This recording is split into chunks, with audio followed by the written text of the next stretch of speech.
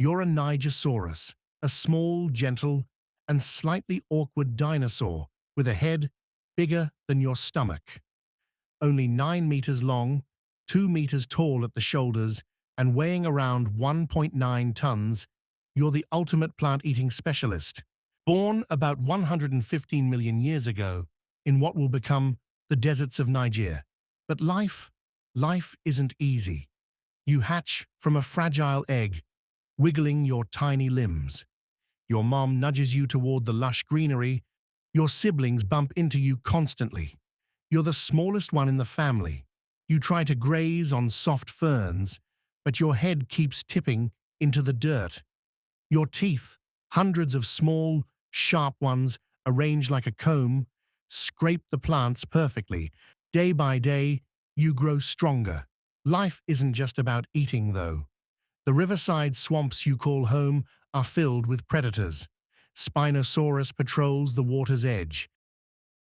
Crocodiles snap their jaws nearby. A single wrong step could end your life before breakfast. Yet your unique head and wide mouth help you graze in places other dinosaurs can't reach, and your cleverness keeps you alive. As you grow, your long neck stretches gracefully.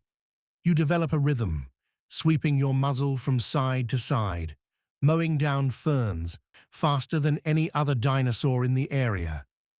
Your tiny legs carry you just enough to reach the best patches of vegetation, and slowly your herd starts respecting you, maybe even laughing at your awkward little head wobble when you run.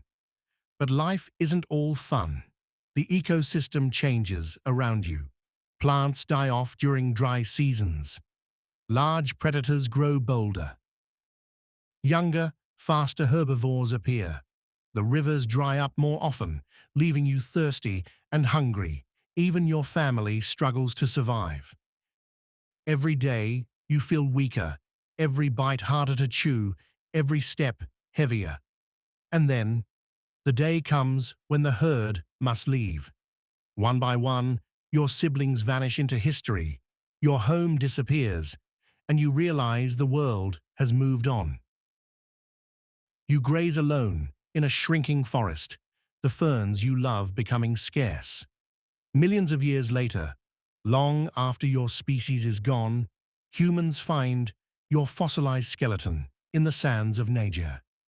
They marvel at your head, your comb-like teeth, your graceful neck. They see how specialized and extraordinary your life was.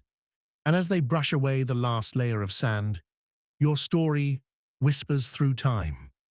You were not a curiosity or a joke. You were a specialized life that held an ecosystem together. And when the world changed, it was your silence we should have feared. Forgive us our laughter. We are only just learning how to listen.